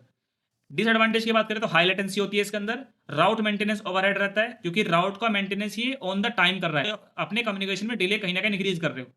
इनएफिशिएंट रहता है हाई ट्रैफिक में, अगर हाई ट्रैफिक आ गया तो उस टाइम पे अगर एक का ही पाथ निकालने पर लगा रहा है ये, तो जितने भी मल्टीपल डिवाइसेज हैं वो आपके ऐसे ही बैठ रहेंगे कम्युनिकेशन को लेकर। तो ये इतना ज़्यादा एफिशिएंट नहीं होता हाई ट्रैफिक में, तो कुछ डिसएडवांटेज है, कुछ एडवांटेज भी हैं इसके। नेक्स्ट बात करते हैं, नेक्स्ट है आपका जीएसआर प्रोटोकॉल। तो जैसा कि मैं आपको ऑलरेडी बता चुका हूं, आपके प्रोएक्टिव प्रोटोकॉल्स ही पूछी जाती है एग्जाम में, तो जीएसआर प्रोटोकॉल आपका प्रोएक्टिव का ही एक पार्ट है, तो उसको डिस्कस कर लेते हैं। The global state routing GSR protocol is a proactive routing protocol designed specifically for mobile ad hoc network, यानी कि मैनेट के लिए डिजाइन की गई है। It is an enhancement of the traditional link state routing protocol. देखिए जो नॉर्मल आपकी लिंक स्टेट राउटिंग प्रोटोकॉल्स होती है ना, उसका ये एनहांसमेंट होती है। कैसे? ये ऑप्टिमाइज करती है एंड हैंडल करती है आपके यूनिक चैलेंजेस को मैनेट के, जैसे कि फ्रीक्वेंट टोपोलॉजी अगर और हो रही है आपके डेटा डिवाइसेस के बीच में, या फिर कोई भी चेंजेस हो रहे हैं, या फिर लिमिटेड रिसोर्सेज हैं। लिमिटेड रिसोर्सेज का मतलब बैटरी एफिशिएंट, बैटरी लिमिटेड है, रैम जो आपकी मेमोरीज हैं वो लिमिटेड है, परफॉर्मेंस जो है आपकी सीपीयू की आपके डिवाइस में वो लिमिटेड है, तो उसको लेके जीएसआर प्रोटोकॉल एकदम एफिशिएंट तरीके से कारगर होती है, ठीक है, कंपेरेटिवली आपके लिंक स्टेट राउटिंग प्रोटोकॉल के। नेक्स्ट बात करते हैं इसके बारे में। अब देखते हैं वर्किंग मैकेनिज्म क्या होता है, कैसे वर्क करती है। कि लिंक स्टेट अप्रोच क्या है इसकी, ईच नोड मेंटेन करते हैं ग्लोबल नॉलेज को, यानी कि हमने क्या किया जीएसआर प्रोटोकॉल में, हर नोड के पास सभी जितने भी नोड्स कनेक्टेड होते हैं, फॉर एग्जांपल एक एडहॉक के अंदर 10 डिवाइसेस आपके कनेक्टेड हैं, तो सभी डिवाइसेस के पास उन 9 डिवाइसेस की इंफॉर्मेशन होनी चाहिए। वो यही कह रहा है, ईच नोड मेंटेन करता है ग्लोबल नॉलेज को, यानी कि सभी डिवाइसेस की नॉलेज होनी चाहिए, वो किस राउट पे पड़ा है, ठीक है, कितना डिस्टेंस है उसके बीच में, कैसे डेटा पैकेट आपके राउट होंगे, वो सारी of the network topology by periodically exchange link state information with its neighbors, ठीक है। This information is used to compute routes using shortest path algorithm। अगर ईच नोड को पता होगा कि कौन सा नोड कितनी दूरी पर है, तो वो जब सभी डिवाइसेस के पास, सभी नोड के पास ईच एंड एवरी नोड्स का राउट्स का डेटा रहेगा, तो वो अपने करस्पॉन्डिंग शॉर्टेस्ट पाथ एल्गोरिथम जितनी भी रहती हैं उनको यूज करके क्या कर सकता है, शॉर्टेस्ट पाथ निकाल सकता है अपने डेटा पैकेट को सेंड करने के लिए। तो देखिए कितना ज्यादा जरूरी है ग्लोबल इंफॉर्मेशन को रखना। रिड्यूस करता है ओवरहेड को, यानी कि unlike traditional link state protocol, DSR limit करता है floating of link state updates, nodes share updates only with neighbours reducing the number of transmission. यानी जितने भी नोड्स आपके कनेक्टेड रहते हैं वो सभी नोड्स आपके नेबर नोड को ही केवल अपडेट शेयर करते हैं, ठीक है, बाकी को नहीं करते, जिससे कि आपका ओवरहेड कम से कम हो जाता है। पीरियोडिक अपडेट, यानी कि routing tables are update periodically to ensure fresh and accurate routing information, जैसे कि हमने देखा था आपके प्रोएक्टिव में भी, क्योंकि प्रोएक्टिव का ही टाइप है। स्केलेबिलिटी फीचर, यानी कि जीएसआर जो आपका मिनिमाइज करता है साइज ऑफ अपडेट मैसेज को by sending only partial update full routing table, यानी कि पार्शियल अपडेट सेंड करते हैं जो आपका नेसेसरी है। लेकिन लिंक स्टेट में क्या हो रहा था, लिंक स्टेट प्रोटोकॉल्स में जो आपके पुरानी यूज करते थे उसमें हम पूरी टेबल को सेंड करते थे किसी भी नोड से, तो यानी कि मैसेज आपका बहुत बड़ा होता था, जिससे कि वो ज्यादा बैंडविड्थ यूज करता था और आपके कम्युनिकेशन में कहीं ना कहीं डिले रखता था, ठीक है। तो जीएसआर आपका अपडेट वर्जन है लिंक स्टेट प्रोटोकॉल का। नेक्स्ट बात करते हैं, नेक्स्ट आपका एडवांटेज क्या है जीएसआर का, तो रिड्यूस करता है कंट्रोल ओवरहेड को, कंसिस्टेंट राउट अवेलेबिलिटी है, क्योंकि टेबल को मैनेज करके चल रहा है। टेबल को क्यों मैनेज करके चल रहा है, क्योंकि जीएसआर आपका टाइप होता है प्रोएक्टिव का। हैंडल करता है मोबिलिटी, हेडोक में मोबिलिटी ऑलरेडी मैनेज होती ही है। इंप्रूव करता है एफिशिएंसी, ठीक है। डिसएडवांटेज की बात करें, हाई प्रोसेसिंग लोड होती है इसमें, यानी कि आप क्या कर रहे हो, ग्लोबली डेटा को आप क्या कर रहे हो, ग्लोबली जितने भी नोड्स रहते हैं उन सभी का data each and every node पे सेव करवा रहे हो, जिससे कि आप हाई परफॉर्मेंस लोड रहता है सभी नोड्स पे। लिमिटेड स्केलेबिलिटी रहती है इसके अंदर, और इंक्रीज कर रहे हो ओवरहेड इन डायनेमिक नेटवर्क। अगर आपका नेटवर्क डायनेमिक है, मतलब कि अगर आपके फ्रीक्वेंट अपडेट्स आ रहे हैं, ज्यादातर इंक्रीज हो रहे हैं वो, तो वो क्या करेंगे, आपके ओवरहेड को ज्यादा इंक्रीज करेंगे। मेंटेन तो कर लेगा, लेकिन ओवरहेड ये लोअर मीडियम लेवल की फ्रीक्वेंट अपडेट्स को ही हैंडल कर सकता है। अगर आपका वो इंक्रीज हो गया तो वो इसके लिए क्या बनेगा, एक आपका ओवरहेड बन सकता है। डिले अडॉप्शन, यानी कि पार्शियली अपडेट में case delays in reflecting network change potentially leading to outdated routes temporary, ठीक है। यानी कि आप पार्शियली अपडेट जब प्रोवाइड कर रहे हो तो उस टाइम पे कहीं ना कहीं आप डिले भी कर रहे हो अपने कम्युनिकेशन में। तो ये कुछ एडवांटेज एंड डिसएडवांटेज थे जीएसआर के। नेक्स्ट बात करते हैं आप, नेक्स्ट है आपका what is DSDV, destination sequenced distance vector routing. अब देखिए ये भी आपका एक प्रोएक्टिव का ही टाइप होता है, तो इसको भी डिस्कस कर लेते हैं। Destination sequenced distance vector routing यानी DSDV is a proactive table driven routing protocol for mobile ad hoc network. जहां पे आपका प्रोएक्टिव आ गया, यानी कि टेबल को मैनेजमेंट करके चलना है। मोबाइल एडहॉक नेटवर्क यानी कि MANET, it aims to maintain updated routing information at every node, जैसे कि प्रोएक्टिव की कैपेबिलिटी भी है, एंड प्रिवेंट करता है राउटिंग लूप्स को। अब देखिए आप इन सभी राउटिंग प्रोटोकॉल्स को इनके करस्पॉन्डिंग कॉन्सेप्ट से याद कीजिए। डीएसडीवी आपके पर्टिकुलरली लूप के मैनेजमेंट के लिए यूज किया गया था, यानी कि अगर राउटिंग करते टाइम आपके नोड्स के बीच में लूप क्रिएट हो गया तो उसका अगर आपको मैनेजमेंट करना है तो वो उसके लिए करने के लिए देखिए, इससे पहले डीएसडीवी से पहले क्या हो रहा था, आपके नोड्स के बीच में जब डेटा पैकेट सेंड होता था तो उससे करस्पॉन्डिंग एक लूप क्रिएट हो जाता था, जिससे कि डेटा पैकेट उन्हीं नोड्स के बीच में मूव करता रहता था, अपने डेस्टिनेशन वाले पे नहीं पहुंच पाता था। तो इस चीज को रिजोल्व करने के लिए हम लेकर आए डीएसडीवी। डीएसडीवी देखिए क्या करता है, वो लूप राउटिंग में लूप्स को मैनेज करता है। और वो कैसे मैनेज करेगा, वो सभी पे अपना एक सीक्वेंस नंबर डाल देगा टेम्पररी। अब वो सीक्वेंस नंबर से चेक कर लेगा कि मैं इस नोड पे आ चुका हूं ऑलरेडी, मैं उस पर दोबारा नहीं जाऊंगा, जिससे कि लूप आपका बिल्कुल भी क्रिएट नहीं होगा और आपने लूप का मैनेजमेंट भी कर लिया। ठीक है, नेक्स्ट बात करते हैं। आपको मैंने ओवरव्यू दे दिया इस प्रोटोकॉल का, आप इसी तरीके से इसको याद भी करना। लूप के मैनेजमेंट के लिए आपने क्या यूज किया, डीएसडीबी। की कॉन्सेप्ट क्या है इसमें, राउटिंग टेबल रहती है। राउटिंग टेबल से मतलब जो, क्योंकि आप ये क्या है प्रोएक्टिव का ही टाइप है, तो टेबल तो रहेगी, इसमें फील्ड्स रहती हैं आपकी, उस टेबल के डेस्टिनेशन रहता है, यानी कि आपका डेटा पैकेट कहाँ सेंड होगा। नेक्स्ट होप से मतलब नंबर ऑफ होप, यानी कि number of steps it takes to reach the destination, यानी कि अपनी डेस्टिनेशन तक पहुंचने में कितने इसको नोड को पार करके जाना पड़ेगा। Sequence number, a time stamp like number that help distinguish new routes from outdated ones, मतलब कि ये नंबर ये आइडेंटिफाई करवाता है कि आप इस नोड पे पहले भी आ चुके हो या नहीं। क्लियर है। सीक्वेंस नंबर मैं आपको ऑलरेडी बता चुका हूं, ये इसलिए अलॉट होता है जिससे कि आप राउटिंग लूप्स को कम कर दो। Periodic updates and triggered updates, यानी कि आपका डेटा जब आपको राउट्स मिल जाते हैं तो आप उन डेटा को पीरियोडिकली अपडेट करते रहते हो अपने टेबल के अंदर। जब आपकी टेबल क्रिएट हो जाती है, when there is a significant change in network, अगर कोई भी चेंज आपको दिखता है नेटवर्क के अंदर, अब वो चेंज क्या हो सकता है, लाइक अ लिंक फेलियर, कोई लिंक फेलियर हो गया हो किसी भी नोड से, और न्यू नोड ज्वाइनिंग, अगर कोई नोड न्यू ज्वाइन हुई हो, तो नोड्स क्या करते हैं आपस में एक इमीडिएटली ब्रॉडकास्ट अपडेट देते हैं उस टेबल के करस्पॉन्डिंग कि अपनी अपनी टेबल चेंज कर लो, एक न्यू नोड ऑलरेडी आ गया है या चला गया है। क्लियर है। नेक्स्ट बात करते हैं व्हाट इज एडवांटेज ऑफ डीएसडीबी। देखिए एडवांटेज में लूप फ्री राउटिंग रहती है इसमें, यानी कि सबसे पहला जो एडवांटेज यही है कि इसलिए इसको बनाया गया था लूप फ्री राउटिंग करने के लिए। सिंपल इंप्लीमेंटेशन है इसका और गारंटेड है कि राउट आपका अवेलेबल ही रहेगा उस पर्टिकुलर डेटा पैकेट के लिए, क्योंकि आपने क्या लगा रखा है यहाँ पे सीक्वेंस नंबर लगा दिए। डिसएडवांटेज की बात करें, ओवरहेड रहेगा इन लार्ज नेटवर्क्स में, क्योंकि आप सीक्वेंस नंबर एक प्रोवाइड कर रहे हो सभी नोड्स को। इनएफिशिएंट रहता है हाईली डायनेमिक नेटवर्क में, अगर आपका ज्यादा डायनेमिक नेटवर्क है तो उसमें थोड़ा सा इनएफिशिएंट रहता है। ठीक है, चलिए अब नेक्स्ट बात करते हैं। नेक्स्ट है आपका FSR प्रोटोकॉल, यानी कि फिजे स्टेट राउटिंग प्रोटोकॉल। जिस प्रोटोकॉल की मैं आपको बात कर रहा था कि वो आपकी डायरेक्टली पूछी जाती है आपके एग्जाम्स में 10 मार्क्स में, और कई बार पूछी गई है प्रोटोकॉल, इस पे 100% मार्क कर लेना। ये प्रोटोकॉल आपकी कई बार पूछी गई है आपके एग्जाम में। ठीक है, तो इसको भी अच्छे से पढ़ते हैं। कुछ नहीं है, बहुत ईजी कॉन्सेप्ट है, बहुत कंसाइज नोट मैंने डाल रखे हैं अपनी स्लाइड्स में, उन्हीं के अकॉर्डिंग चलेंगे। अब देखिए डायग्रामेटिकली देखिए, पहले मेरे पास ही एक नोड है, ठीक है, इस नोड से जो नोड डायरेक्टली कनेक्टेड है, यानी कि जो इसके डायरेक्ट नेबर्स हैं, उन नोड की तो मैं सारी इंफॉर्मेशन रखूंगा, कंप्लीट इंफॉर्मेशन, एक भी इंफॉर्मेशन नहीं छोड़ूंगा। ठीक है, लेकिन जो मेरे इस नोड से डायरेक्ट नेबर्स नहीं है, जो आपके डायरेक्ट नेबर्स नहीं है, थोड़े दूर हैं, ठीक है, कहते हैं ना दूर के रिश्तेदार, तो उन दूर के रिश्तेदार की मैं कम इंफॉर्मेशन रखूंगा अपने पास, मुझे इनकी ज्यादा इंफॉर्मेशन रखने की कोई नीड नहीं है। अब मैं ज्यादा क्योंकि पिछली प्रोटोकॉल्स में ये हो रहा था, अगर ये आपका मिड में नोड है, ये सभी ग्लोबली, हमने देखा था ना, ग्लोबल इंफॉर्मेशन रख रहा था सभी नोड्स की, सारी इंफॉर्मेशन रखनी पड़ रहे थे। तो यानी कि आप क्यों इतना ओवरहेड बढ़ा रहे हो, इतने दूर के नोड की इतनी ज्यादा इंफॉर्मेशन क्यों रख रहे हो, जबकि आपको ये पता है कि डायरेक्ट नोड से मेरा ज्यादा काम रहने वाला है। ठीक है, जितने आपके डायरेक्ट नोड्स हैं, डायरेक्ट नेबर हैं, उससे ही आपका ज्यादा कम्युनिकेशन स्टेब्लिश रहेगा। ठीक, आप उतनी ही इंफॉर्मेशन रखो ज्यादा डिस्टेंस वाले नोड की, जितने की आप उस तक अपने डेटा पैकेट को केवल सेंड कर सको, ज्यादा इंफॉर्मेशन रखने से आपको कोई फायदा नहीं है। ठीक है, तो ये कॉन्सेप्ट रहता है आपका फिजे स्टेट राउटिंग में, यानी कि डायरेक्ट नोड की फुल इन्फॉर्मेशन, और जो ज्यादा डिस्टेंस पर नोड है उनकी आप कम इन्फॉर्मेशन रखो, लिमिटेड इन्फॉर्मेशन रखो अपने राउटिंग टेबल के अंदर। क्लियर है, वही मैंने इसमें पॉइंट लिख रखे हैं। The fisheye state routing protocol is a proactive routing protocol. Proactive तो टेबल मैनेज होगी, इसमें specifically design for mobile ad hoc network के लिए डिजाइन होती है। It uses the concept of fisheye lens का यूज करती है to reduce the size of routing messages, यानी कि पहले आपके मैसेज थे, ये मैसेज को क्या कर रही है, उसके राउट को कम कर रही है। क्यों कम कर रही है, जैसे कि मैं आपको पहले ही बता चुका हूं, डायरेक्ट नोड का ये फुल इंफॉर्मेशन रखेगी, लेकिन जो दूर के नोड्स हैं उनकी कम इंफॉर्मेशन रखेगी, जैसे कि आपके मैसेज का साइज कम हो गया।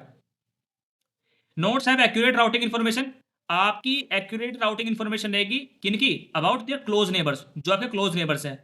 And gradually less accurate information रहेगी जो आपके डिस्टेंट नोड्स हैं, जो कि मैं आपको ऑलरेडी डायग्रामेटिकली बता चुका हूँ। क्लियर है? चलिए, और इसी तरीके से आपको पॉइंट्स लिखने हैं, टू दी पॉइंट लिखना है अपने एग्जाम में। अब वर्किंग की बात कर लेते हैं। फिजे टेक्निक्स, सबसे पहले बात करते हैं फिजे टेक्निक किस टेक्निक को यूज करता है, जो मैं आपको बता चुका हूं कि nodes divides the network into regions based on hop distance. Routing information is updated more frequent for nodes with in the same region. Closer node के लिए क्या करेगा, कंप्लीट इन्फॉर्मेशन रखेगा, एंड लेस फ्रिक्वेंट रहेगा किसके लिए, जो आपके फर्दर अवे होंगे, जो ज्यादा दूर रहेंगे उनके लिए लेस फ्रिक्वेंट रहेगा। राउटिंग टेबल की अपडेट की बात करें तो ईच नोड मेंटेन करता है कंप्लीट राउटिंग टेबल। अपडेट और आपका एक्सचेंज होते हैं periodically, but the frequency decreases with the hop distance to reduce control overhead. मतलब कि आपने देखा था कि आपको फिजे आपने देखा है कि आपने एफएसआर में जो आपके डिस्टेंस पे नोड हैं उनकी आपने कम इन्फॉर्मेशन रख रखी है, तो यानी कि जो आपकी टेबल है जब उसका एक्सचेंज होगा तो वो क्या कर रही है, रिड्यूस कर रही है ओवरहेड को, जो आप बिना मतलब के रख रहे थे अपनी पिछली वाली प्रोटोकॉल्स में। नेक्स्ट आपका ग्लोबल राउटिंग व्यू। इसमें आप क्या कर रहे हो, even though updates are less frequent for distant nodes, the protocol ensure that each node has enough information to each any destination. मतलब कि ग्लोबल राउटिंग व्यू, अब इसमें मैं आपको पहले ही बता चुका हूं ये कि आप डिस्टेंट नोड्स की कम इन्फॉर्मेशन रख रहे हो, लेकिन कम का मतलब ये नहीं है कि आप कुछ भी नहीं रखोगे।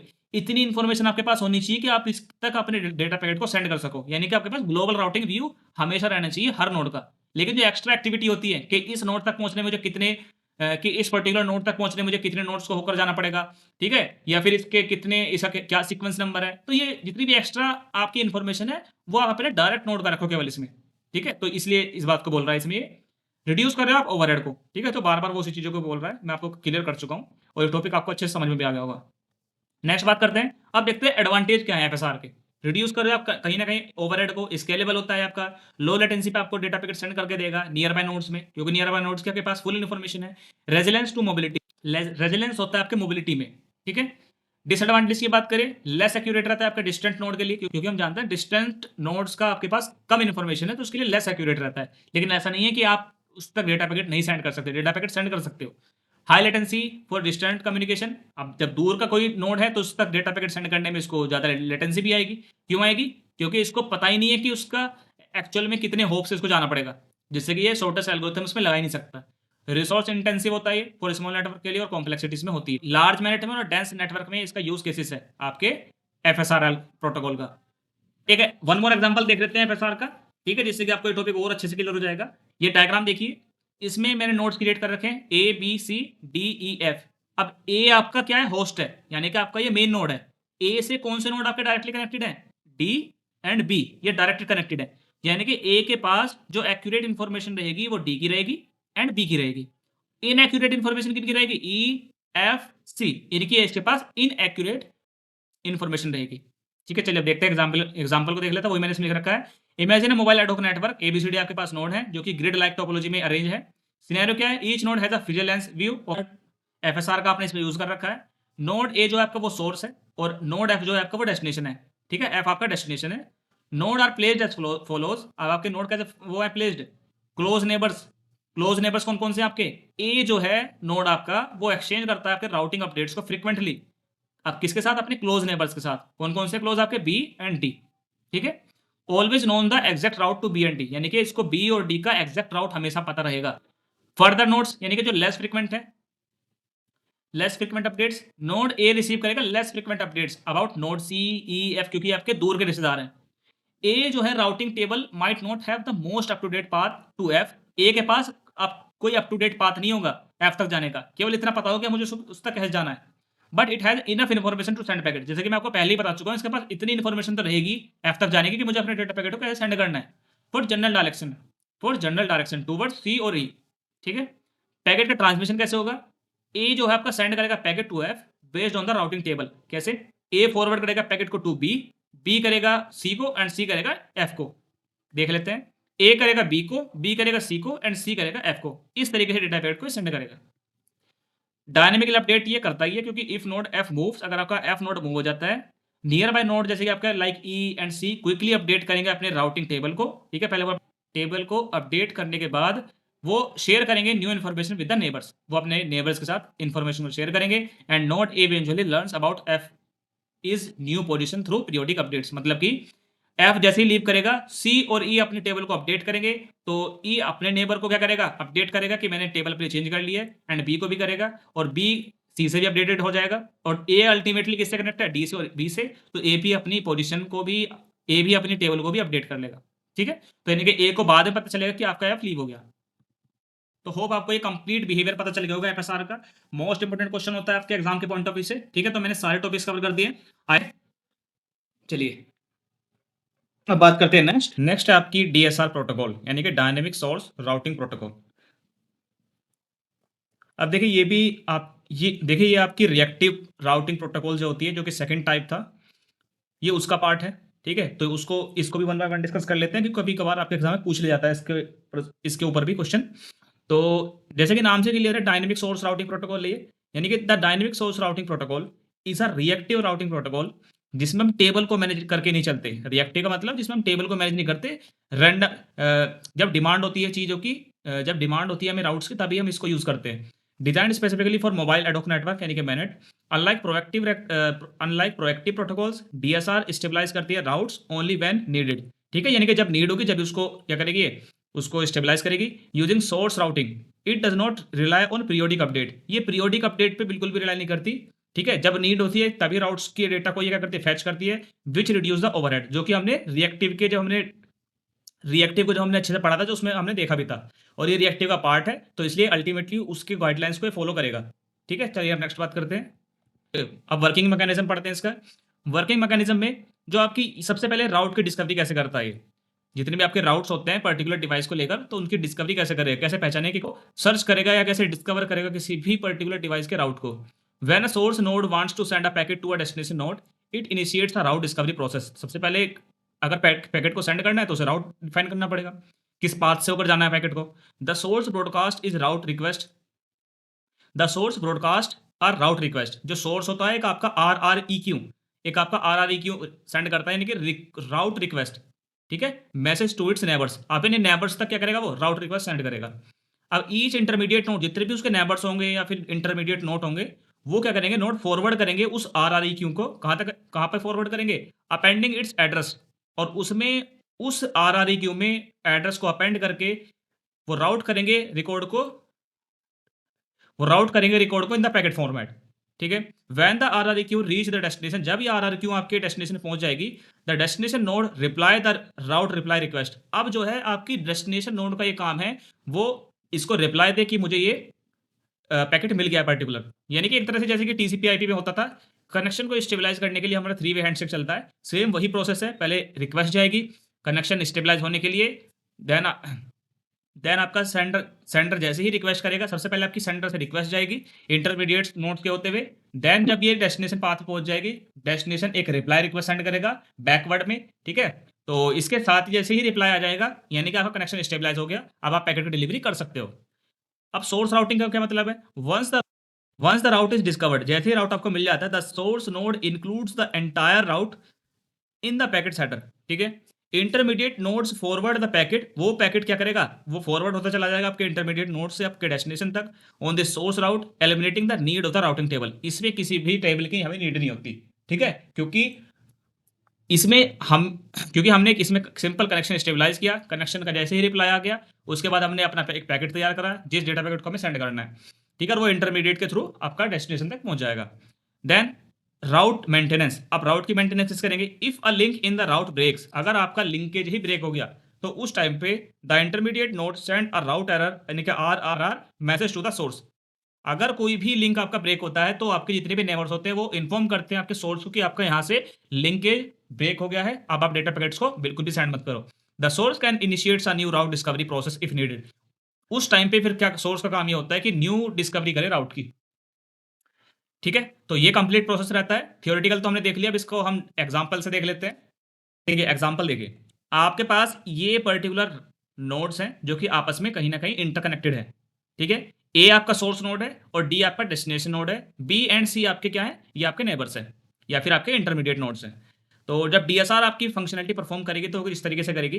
अरेंजमेंट हमने लिख लिया, स्टेप्स क्या करेंगे, पहला स्टेप हम जानते हैं राउट की डिस्कवरी होती है, यानी कि नोड ए क्या करेगी, want to send data to node D. अगर ए डेटा सेंड करना चाहती है डी तक, तो उस टाइम पे ए जो है वो ब्रॉडकास्ट करेगी राउट रिक्वेस्ट को। अब ब्रॉडकास्ट मैकेनिज्म मैंने ऑलरेडी प्रीवियस यूनिट्स में कंप्लीटली बता रखा है। ब्रॉडकास्ट टेक्निक में ये होता है कि आपका सोर्स सेंडर आपका एक रहता है, ठीक है, और रिसीवर आपके मल्टीपल्स रहते हैं।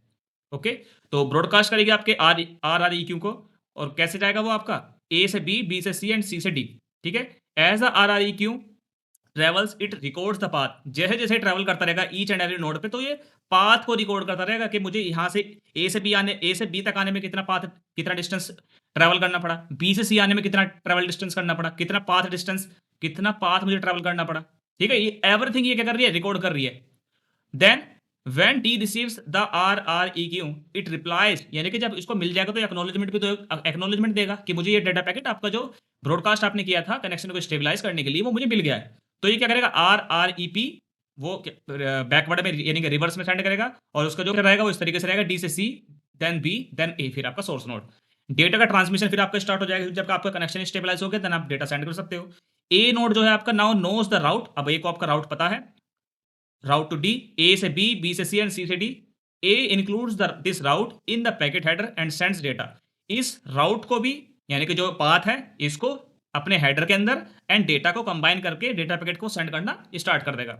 राउट की मेंटेनेंस का क्या मतलब है, इन बीच अगर इसमें कोई प्रॉब्लम आ गई लिंकेज में, ठीक है, राउट डेटा को सेंड करते टाइम, तो उस टाइम पे इंटरमीडिएटरी नोड्स का ये काम होता है कि ब्रेक हुए हुए कनेक्शन की जो जानकारी है, इंफॉर्मेशन है, वो as a request route error के रूप में वो सेंड करे मैसेज ए को कि आपका ये कनेक्शन स्टेप हो गया ब्रेक किसी वजह से, आप डेटा पैकेट को सेंड मत करो, ठीक है। इस तरीके से आपका कंप्लीट प्रोसेस रहता है, और उसी टाइम पे आपका उसी टाइम पे आपका जो सोर्स ए है नोड, वो अपने डेटा पैकेट को सेंड करना बंद कर देता है और किसी दूसरे राउट की डिस्कवरी करने में लग जाता है, ठीक है। तो आई थिंक अब आपको ये अच्छे से क्लियर हो गया होगा, एकदम ईजी तरीके से मैंने सिखा रखा है स्टूडेंट्स, तो काइंडली वीडियो को लाइक जरूर कर देना। ओके, चलिए अब नेक्स्ट बात करते हैं। Advantage of DSR, low overhead दे रहा है क्योंकि जब नीड है तभी हम राउट्स को निकाल रहे हैं। ऑन डिमांड राउटिंग है, ये तो कैश यूटिलाइजेशन हम कर रहे हैं क्योंकि हम पहले से ही चीज़ों को मेंटेन करके नहीं चल रहे। लूप फ्री राउटिंग है ये, यानी कि इसमें हम क्या कर रहे हैं, the source route ensures that the packet are not caught in routing loops. इसमें हम पहले से ही राउट्स को फाइंड कर रहे हैं जिससे कि हमें ये पहले ही पता चल जाएगा कि हमारे कोई भी लूप्स क्रिएट नहीं हो रहा। ओके, डिसएडवांटेज की बात कर रहे हैं। डिसएडवांटेज में स्केलेबिलिटी इशू होता है इसमें, अगर आपने आपका नेटवर्क बड़ा हो गया तो उसमें कहीं ना कहीं ये प्रॉब्लम क्रिएट करेगा जब आपके इंटरमीडिएटरी नोड्स में डेटा, जब आपके इंटरमीडिएटरी नोड्स आपके बढ़ जाएंगे। हाई पैकेट ओवरहेड रहता है इसमें, यानी कि source routing involves storing the entire path in the packet header. इसमें एक ओवरहेड रहता है आपका, जो मैसेज आपका डेटा के फॉर्मेट में जा रहा है उसमें आप पाथ को भी इंक्लूड करके सेंड करते हो, जिससे कि आपका मैसेज का साइज बढ़ जाता है और आपकी बैंडविड्थ को ज़्यादा कंज्यूम करता है। वो लेटेंसी रहती है और राउट मेंटेनेंस चैलेंज आपका बना रहता है कि कहीं लिंकेज ना ब्रेक हो जाए।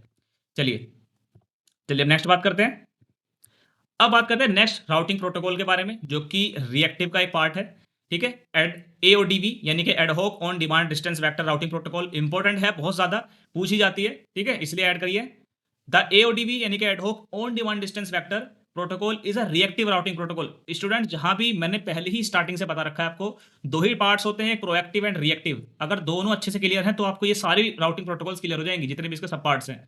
प्रोएक्टिव में टेबल को मैनेज करके चलते हैं, और रिएक्टिव में हम क्या करते हैं, ऑन डिमांड रहती है हमेशा, ठीक है। तो जिसके जितने भी पार्ट्स रहेंगे सब ऑन डिमांड पे बेस्ड रहेंगे। Okay, design for mobile network के लिए होती है, मोबाइल एडहॉक नेटवर्क के लिए यानी कि मैनेट के लिए। It creates routes on demand, ठीक है, वही काम रहेगा क्योंकि उसका पार्ट है। And uses a distance vector approach to find the shortest path to the destination. इसमें भी सेम होता है, आपका एक RREQ जाता है, आपका रिप्लाई में RREP जाता है। ओके, बस बेसिक फिनोमिना ये है, बस डिफरेंस ये है AODV में हमने इस बार डिस्टेंस वेक्टर अप्रोच को यूज कर लिया, यानी कि आपके शॉर्टेस्ट पाथ एल्गोरिथम, यानी कि ये शॉर्टेस्ट पाथ को निकालने की एक एल्गोरिथम है। वहां पे हमने क्या करा था, इससे पिछली वाली प्रोटोकॉल में हमने ऐसी कोई भी मैकेनिज्म का यूज नहीं करा था, केवल हम पाथ को निकाल रहे थे। वो छोटा पाथ है या फिर बड़ा पाथ है, लंबे डिस्टेंस तक तय करना पड़ेगा, उसमें हमने बिल्कुल भी ध्यान नहीं रखा था, ठीक है। लेकिन अब की बार हमने अपनी प्रोटोकॉल को और ज़्यादा एडवांस कर दिया, एक चीज़ ऐड करके कि मिलने वाला पाथ आपका छोटा है या फिर लेंथी है, तो उसके लिए हम क्या करेंगे, डिस्टेंस वेक्टर अप्रोच को यूज़ करेंगे अपने AODV के अंदर। चलिए ठीक है, अब वर्किंग कैसे होती है इसमें भी सबसे पहले राउट की डिस्कवरी रहेगी, यानी कि कंप्लीट फिनोमिना आपका वही रहेगा DSR वाला, लेकिन बस कुछ चेंज किया है मैंने लास्ट में, वो मैं आपको ऑलरेडी बता चुका हूँ। When a source node wants to send data to a destination and does not have a route, it initiates the route discovery process। वो कैसे करेगा, RREQ सेंड करेगा। ओके, और उस RREQ पैकेट के अंदर क्या करेगा, आपका सोर्स एड्रेस रहेगा, यानी कहाँ से आपका ये डेटा पैकेट जा रहा है। डेस्टिनेशन एड्रेस रहेगा, सीक्वेंस नंबर रहेगा, जैसे कि आप फ्रेश राउट्स क्रिएट कर सको, लूपिंग ना हो आपके नेटवर्क के अंदर। होप काउंट रहेगा, यानी कि कितने आपके इंटरमीडिएटरी नोड्स को क्रॉस करके इसको जाना पड़ेगा, वो सारा डेटा रहता है। ये चारों फील्ड्स रहती हैं। अगर इनको आप अगर आप इनको सिंगल सिंगल लाइन में डिफाइन भी कर देते हो तो आपका एक अच्छा इंपैक्ट डालता है आपका आंसर आपके एग्जामिनर पर। ठीक है, चलिए फिर अब क्या रहता है पर स्टेप, फॉरवर्ड करना आरआरईक्यू को, यानी कि intermediate nodes forward the RREQ to their neighbour nodes, हमने देखा है already. And increment the hop count, अब की बार हमने क्या करा है इसमें, अब इंक्रीमेंट कर रहे हैं हम अपने होप काउंट को, यानी कि कितने, पिछले डीएसआर वाले में हमने बिल्कुल भी होप्स पर वो नहीं रखा था फोकस, इस बार हम होप्स पर फोकस रख रहे हैं कि कितने हमें होप्स को क्रॉस करके जाना पड़ेगा। होप्स का आइडिया आपको क्लियर होना चाहिए, क्योंकि हमने पहले से ही डिस्कस कर रखा है, कितने नोड्स मुझे क्रॉस करके जाना है उसी को हम बोलते हैं hope count. each intermediate node record the source address and the node from which it received RRQ, creating a reverse path। ठीक है, सारी नोड्स अपना पर्टिकुलर पाथ जहां से वो डेटा पैकेट मूव कर रहा है वो सारा रखती है रिकॉर्ड। ठीक है, जिससे कि अगर रिवर्स पाथ होता है तो वो कंप्लीटली इजीली हो जाए बिना प्रॉब्लम के। रिप्लाई सिंपल है, जैसे ही डेस्टिनेशन पे आपका पैकेट पहुंच जाता है तो आपका फिर डेस्टिनेशन नोड की रेस्पॉन्सिबिलिटी रहती है कि डेटा पैकेट को रिप्लाई के फॉर्मेट में वो सेंड करेगी कि हाँ मुझे आपका कनेक्शन स्टेबलाइज, आप मेरे साथ कनेक्शन स्टेबलाइज कर सकते हैं। और रिप्लाई में क्या जाता है, आपका डेस्टिनेशन एड्रेस जाता है, सोर्स एड्रेस जाता है, आपका सीक्वेंस नंबर एंड आपका hop count to the destination, कि कितने होप काउंट को तय करके आपका डेस्टिनेशन तक आपका डेटा पैकेट मूव कर रहा है। ठीक है, और इसी होप काउंट की वजह से हम क्या कर रहे हैं, ये पता कर पा रहे हैं कि कितने होप काउंट तय करके मेरा डेटा पैकेट मूव कर रहा है एक इस वाले पाथ से, इस पर्टिकुलर राउट से। ठीक है, जब मुझे ये आइडिया रहेगा कि कितने होप से मूव कराकर मैं अपने डेटा पैकेट को डेस्टिनेशन तक सेंड कर रहा हूं, तो उससे मैं इससे मैं ये कंपेयर कर सकता हूं कि कौन सा राउट छोटा है। अब आई थिंक क्लियर होना चाहिए पॉइंट। ठीक है, चलिए डेटा का ट्रांसमिशन आपका स्टार्ट हो जाता है फिर। ठीक है, और फिर राउट की मेंटेनेंस आप कर सकते हो, वही है बेसिक कॉन्सेप्ट जो आपका डीएसआर वाला था। चलिए अब देखते हैं राउटिंग टेबल मेंटेनेंस इन एओडीबी। एओडीबी के अंदर आप राउटिंग टेबल को कैसे मेंटेन करते हो। Each node maintains a routing table to store the routes to other nodes. The routing table contains the following entries, कौन कौन सी एंट्रीज होती है। ठीक है, हमने देखी है, डेस्टिनेशन एड्रेस रहता है, यानी कि आपका कहाँ पे डेटा सेंड करना है आपको। नेक्स्ट होप रहती है, यानी कि किस होप को आपको ये जो आपकी नेबर नोड रहती है जिसको आपको डेटा पैकेट सेंड करना है वो आपकी नेक्स्ट होप रहती है। होप काउंट आपको पता है कि कितने नोट्स आपने क्रॉस कर लिए हैं। ठीक है, कितने नोट्स तक आपने रीच कर लिया है। देखिए सीक्वेंस नंबर क्या होता है, सीक्वेंस नंबर बताता है कि आप कितने टाइम्स उस पर्टिकुलर नोड पे आप रीच कर चुके हो। ठीक है, life time timer associate with the each route, if the route is not used with in this period it is considered invalid and removed. Okay, flag indicators for the status of the route, active है, repairing है और या फिर invalid state में है। तो ये particular आपके राउटिंग टेबल्स में यूज करने वाले आपके फील्ड्स हैं जो कि आपके एओडीबी में यूज होती हैं। चलिए अब नेक्स्ट बात करते हैं, एग्जांपल देखते हैं इसका कि कैसे एओडीबी पाथ डिस्कवरी करता है। सिंपल है कि आपका एस सोर्स हो गया, टी डेस्टिनेशन हो गया, एबीसी आपके इंटरमीडिएटरी नोड हो गए। ठीक है, जो कि एक मैनेट आर्किटेक्चर में इंक्लूड है। नेटवर्क सेटअप आपने कर लिया जो मैंने आपको बता भी दिया है। अब स्टेप 1 क्या होगा, सबसे पहला आपका ब्रॉडकास्ट करोगे आरआरईक्यू को, कहां से, एस से लेकर डी तक किस किस फॉलो होकर जाएगा आपका वो A B and C.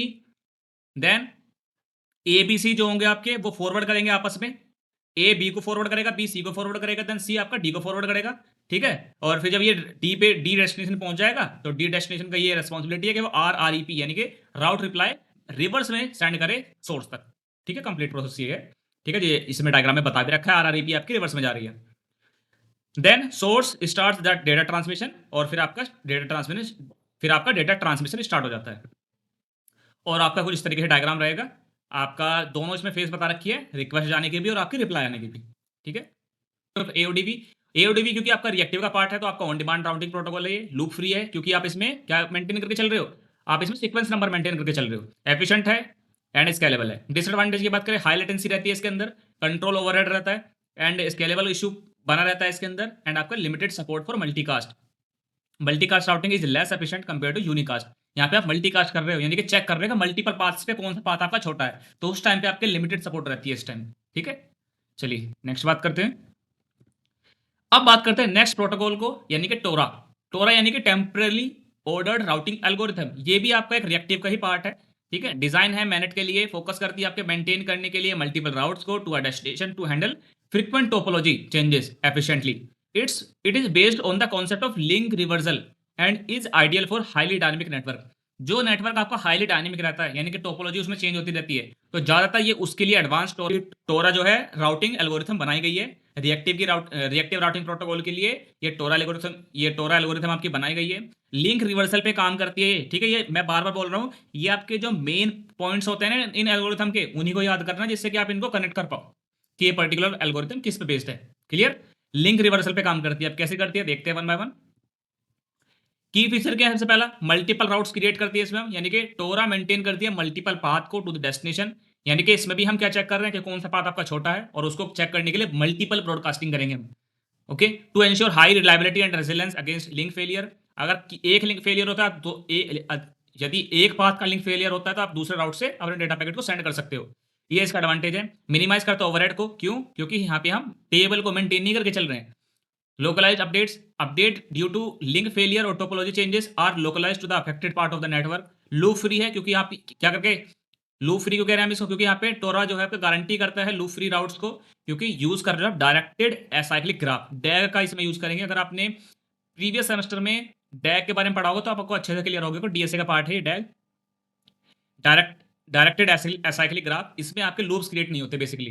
Components की बात करें टोरा में, तो राउट क्रिएशन करते हैं इसमें, राउट की मेंटेनेंस करते हैं, एंड राउट इरेजर, यानी कि जब आपका काम खत्म हो जाता है तो आप उस पर्टिकुलर राउट को क्लियर कर देते हो, रिमूव कर देते हो। तो 3 कंपोनेंट रहते हैं आपके। चलिए अब एग्जांपल इसको अच्छे से क्लियर कर लेते हैं। डिस्कवरी कैसे होती है टोरा के अंदर, जैसे हमने इसे प्रीवियस वाली एल्गोरिथम्स में भी देख लिए, तो इसमें भी देखते हैं जैसे कि इसको, जिससे कि ये अच्छे से समझ में आ जाएगा। सबसे पहले आपका एस जो आपका सोर्स है वो डी डेस्टिनेशन से कनेक्शन को स्टेबलाइज करना चाहता है, ठीक है। ए और बी आपके इंटरमीडिएटरी नोड है। यहाँ पे सारा काम बेसिकली प्रीवियस वाली एल्गोरिथम की तरह ही होता है, ठीक है। जैसे कि पहले रिक्वेस्ट सेंड करना, देन रिप्लाई को सेंड करना, इस तरीके से। तो यहाँ पे हम रिक्वेस्ट को सेंड करेंगे, यानी कि राउट की क्वेरी करेंगे, ठीक है। वहां पे हम आर ई क्यू सेंड कर देते रहे, यहाँ पे हम क्या सेंड करेंगे? आर क्यू, ठीक है। आर एस से लेकर डी तक। एस पहले ए को सेंड करेगा, देन ए बी को, एंड बी आपका डी को, इस तरीके से रहता है। लेकिन वहां पे हम आर ई को कर देते हैं, यहाँ पे हम कर रहे हैं आर क्यू को। राउट का रिप्लाई आएगा फिर डी से आपके ए तक। लेकिन स्टूडेंट यहाँ पे सबसे ज्यादा इंपॉर्टेंट जो ध्यान रखने वाली बात ये होती है, यहाँ पे हम हाइट को मेंटेन करके चलते हैं, ठीक है। हाइट को मेंटेन क्यों करते हैं? क्योंकि हमने अभी देखा था इसमें ये आपके डायरेक्टेड एसाइक्लिक ग्राफ के स्ट्रक्चर पे बेस्ड होता है, ठीक है। और डायरेक्टेड एसाइक्लिक ग्राफ में क्या होता है? आपके हाइट मेंटेन रहती है। ग्राफ इस तरीके से बनता है ना आपका, यहाँ पे आपका रूट नोड रहता है, इधर उसके चिल्ड्रन रहते हैं, तो इस तरीके ग्राफ बनता है पूरा। एसाइक्लिक ग्राफ है ये, उसमें कोई साइकिल नहीं बन रही है, ठीक है। तो देखिए इसी तरीके से यहाँ पे हम हाइट को मेंटेन करके चलने कि वो पर्टिकुलर जो आपका नोड है वो कितनी हाइट पर है। इसको हिरार्की में देखिए, इस वाले डायग्राम को, ये जो आपका नेटवर्क है, ये जो आपने नेटवर्क कनेक्ट कर रखा है नोड्स में, ये आपका ऐसा हिरार्की है, जैसे कि आपकी ये येलो वाली लाइन है, इस तरीके से हिरार्की है। तो राउट का रिप्लाई जब आएगा, that D sends route reply back to S stabilize the DAG structure. Node adjust their heights during this process. अब देखिए डैग जो बनेगा आपका कुछ इस तरीके से बनेगा। डैग स्ट्रक्चर क्या मतलब है? सिंपल हाइट डिफाइन करनी है। एस की हाइट कितनी है? एस की हाइट भाई 0 इसकी हो गई, डी की, बी की कितनी होगी? 1 हो गई, ए की कितनी होगी? 2, एंड एस की कितनी होगी? 3। अगर हिरार्की में देखें, अगर इसको डायग्राम को हिरार्की पे कन्वर्ट करें, और हिरार्की से एस की हाइट 3 है, ए की 2 हो गई, बी की आपकी 1 हो गई, एंड आपकी डी की 0 हो गई, ठीक है। सबसे इंपॉर्टेंट चीज जो मैं अब आपको बताऊंगा, डेटा पैकेट का फ्लो टोरा के अंदर डेटा पैकेट का फ्लो हाइट के बिहाफ पे होता है, ठीक है। हाईएस्ट टू लोएस्ट, चाहे वो रिक्वेस्ट हो, चाहे वो रिप्लाई हो, या फिर कोई भी पर्टिकुलर आपका डेटा मैसेज हो, डेटा पैकेट का फ्लो हमेशा हाईएस्ट हाइट से लोएस्ट हाइट की तरफ ही आपका डेटा पैकेट फ्लो होता है। किसके अंदर? टोरा के अंदर। सबसे ज्यादा इंपॉर्टेंट जो चीज है वो यही है। क्लियर है? चलिए अब ये अगर आपको क्लियर है तो आपको आगे की चीजें और अच्छे से क्लियर हो जाएंगी। डेटा का ट्रांसमिशन हमने देख लिया, एस से डी तक जा रहा है, अलॉन्ग विद ए बी जो आपके इंटरमीडिएटरी नोड है, और उससे आपका एक डैग स्ट्रक्चर बन रहा है। डैग स्ट्रक्चर मैं आपको ऑलरेडी बता चुका हूं, केवल आपकी हाइट मेंटेन कर लिया आपने हायर से लोअर, और आपका वो डैग स्ट्रक्चर बन गया। अब जो मेन चीज आती है, अगर आपका लिंक फेलियर होता है, जो कि टोरा की सबसे बड़ी जो एडवांटेज है यूज करने की, वो यही थी कि अगर डायनामिकली कोई चीजें टोपोलॉजी आपकी चेंज होती है, टोपोलॉजी चेंज होने का मतलब क्या है? या तो कोई लिंक नया जुड़ रहा है, या लिंक कोई आपका ब्रेक हो रहा है, ठीक है। तो वही हम इसमें देख रहे हैं कि कैसे मेंटेन कर रहा है उस चीज को। लिंक अगर फेलियर होता है इसमें टोरा के अंदर, जैसे बी और डी के बीच का लिंक आपका टूट गया, तो उस टाइम पे टोरा यूज करता है लिंक रिवर्सल को, यानी कि इस बार ये लिंक रिवर्सल टेक्निक को यूज करेगा रिपेयर करने के लिए उस पर्टिकुलर राउट को, और उस टाइम पे जितने भी नोट्स रहेंगे अपनी हाइट को एडजस्ट कर लेंगे। अब कैसे करेंगे उसको भी देख लेते हैं। जैसे कि बिफोर लिंक फेलियर आपका कुछ इस तरीके से रहेगा, सबकी हाइट अपनी जो हमने पहले डायग्राम में देखी थी वो इस तरीके से मेंटेन रहेगी, एस की 3, ए की 2, बी की 1 एंड डी की 0। जब डेटा पैकेट की जो रिक्वेस्ट है कि मुझे स्टेबलाइज करना है कनेक्शन, एस से डी के कैसे हो जाएगा, हाईएस्ट से लोएस्ट। लेकिन डेटा पैकेट आपका मूव कर रहा है, 2 या 3 आपके डेटा पैकेट चले गए, लेकिन इन बीच अगर डेटा कनेक्शन आपका ब्रेक होता है बी और डी के बीच में, तो यानी कि डी नोड आपकी चली गई, तो बी को ही तो इसकी इन्फॉर्मेशन, तो इसकी कनेक्शन ब्रेक होने की जो इन्फॉर्मेशन रहेगी वो नेबर नोड यानी कि बी नोड को मिलेगी। ठीक है, सबसे पहले कि आपका कनेक्शन ब्रेक हो गया, तो उस टाइम पे देखिए क्या होगा, आपकी इन्फॉर्मेशन को, जो आपका कनेक्शन ब्रेक हुआ है, बी की ये रिस्पॉन्सिबिलिटी है कि कनेक्शन को ब्रेक होते ही कि आपका डेस्टिनेशन नोड ब्रेक हो गया, उसकी इन्फॉर्मेशन जितनी भी नोड्स है सबको देनी। ठीक है, ये बी की रिस्पॉन्सिबिलिटी होती है कि एक बार मैसेज ब्रॉडकास्ट करेगी सारे नोड्स को कि आपका कनेक्शन ब्रेक हो गया है एक नोड से, आप डेटा पैकेट को सेंड मत करो अब लेकिन टोरा के अंदर हमने एक चीज देखी थी, डेटा पैकेट का या फिर रिक्वेस्ट का या रिप्लाई का जो फ्लो रहता है वो आपके हाईएस्ट हाइट से लोएस्ट हाइट की तरफ होता है, ये हमने देखा था। तो बी के पास तो हाइट कितनी है, हाइट तो 1 है, लेकिन मुझे इसको डेटा पैकेट कहाँ सेंड करना है, या फिर रिक्वेस्ट या फिर कोई भी ब्रॉडकास्ट मैसेज, वो किसको सेंड करेगा, ये ए को सेंड करेगा। अब ए की तो हाइट 2 है जो कि इससे ज्यादा है, अब ये तो इसको डेटा पैकेट सेंड नहीं कर सकता अकॉर्डिंग टू द एल्गोरिथम जो हमने सेट कर रखी है। ठीक है, तो उस टाइम पे हमने ऐसा मैकेनिज्म तैयार कर रखा है, ऐसा हम लॉजिक लिखते हैं इस एल्गोरिथम में कि जो जो आपका सोर्स होता है इसके अंदर, उससे एक ज्यादा आपका सोर्स की जो आपकी हाइट कितनी है 3 है, तो उससे ज्यादा इसकी हाइट हो जाएगी, उससे एक ज्यादा इंक्रीमेंट करके ये अपनी हाइट को ऑटोमेटिकली एडजस्ट कर लेगा। ठीक है, जैसे इसने यहाँ पे कर भी लिया, बी की हाइट हो गई आपकी 4, एच ए की हाइट आपकी वैसी की वैसी है एंड एस की हाइट भी आपकी उतनी ही है। अब सोचो एक चीज, अगर बी की हाइट हम एक ही इंक्रीमेंट करते, सोचो 1 से लेकर 2 कर देते, तब भी डेटा पैकेट सेंड नहीं होता क्योंकि इक्वल आपकी हाइट है। सोचो एक और इंक्रीमेंट कर देते, 3 कर देते, तो डेटा पैकेट आपका 3 हो जाता, तो केवल वो डेटा पैकेट आपका बी ए तक ही जाता, बी से ए तक ही जाता आपका डेटा पैकेट, लेकिन हमें तो एस के पास ही भेजना है। तो इसलिए हमने क्या करा, हमने इस तरीके से लॉजिक लिख रखा है, जो आपका सोर्स है उसकी जितनी हाइट है उससे एक इंक्रीमेंट करके हम अपने बी के अंदर डाल लेंगे, जिससे कि आपकी जो हाइट है वो ऑटोमेटिकली इस तरीके से एडजस्ट हो जाएगी कि आपका डेटा का फ्लो, रिक्वेस्ट का फ्लो, लिंक जो लिंक रिवर्सल के जरिए हम दे रहे हैं वो बी से एस की तरफ इजीली हो जाए। ठीक है, और बी आपका सभी नोड्स को बता दे कि आपका कनेक्शन डेस्टिनेशन नोड का वो टूट गया, ब्रेक हो गया। क्लियर है अब ये पॉइंट? चलिए, और इसी तरीके से आपको एग्जाम में भी लिख कर आना है। नेक्स्ट बात करते हैं एडवांटेज क्या है टोरा की। लोकलाइज अपडेट रखता है, यानी कि रिड्यूस करता है ओवरहेड को of global updates in dynamic network, क्योंकि हमने देखा था किसका पार्ट होता है आपके रिएक्टिव का, और रिएक्टिव में सबसे अच्छी चीज होती है कि हम इसमें किसी भी चीज की ग्लोबल अपडेट नहीं रखते, अगर नीड होगी किसी राउट की तो ही हम इसको यूज करेंगे, अदरवाइज नहीं। फॉल्ट टॉलरेंस रहता है ये, ठीक है, अगर लिंक हमने देख भी लिया है, अगर कोई लिंक फेलियर होती है इसमें तो हम इजीली उसको मेंटेन कर सकते हैं। एफिशिएंट रहता है आपके फॉर लार्ज नेटवर्क के लिए। अब डिसएडवांटेज की बात करें तो कॉम्प्लेक्सिटी रहती है, हमने देखा कितनी सारी चीजें मेंटेन करके चलनी है, हाई लेटेंसी तो होगी जब इतनी सारी चीजें मेंटेन होगी, और कंट्रोल का ओवरहेड रहेगा, यानी कि उसको डैग स्ट्रक्चर जो है उसको कंट्रोल करने के लिए आपको लॉजिक एकदम एफिशिएंट होना चाहिए। क्लियर? चलिए, अब बात करते हैं इस यूनिट 5 का लास्ट टॉपिक, मोबाइल कंप्यूटिंग की quality of service routing network. ये आपकी लास्ट एल्गोरिथम है। ठीक है, quality of service routing aims to ensure that the data transmitted through the network meets certain quality requirements. ये आपका लास्ट टॉपिक है, network meets certain quality requirements such as bandwidth, delay, jitter and packet loss.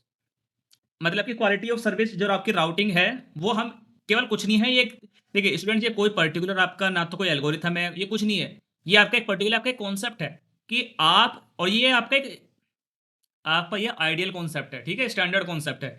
और इसका क्या मतलब होता है कि जब भी आप डेटा पैकेट को सेंड करो अपने नेटवर्क पे, अपने किसी भी मीडियम में, बैंडविड्थ का कम से कम यूज करें, डिले ना हो, जिटर कम से कम हो, और पैकेट का लॉस कम से कम हो। बस केवल ये केवल आपकी आइडियोलॉजी है, आइडियल आपका कॉन्सेप्ट है, ठीक है, जो कि इसमें डाल रखा है इन्होंने।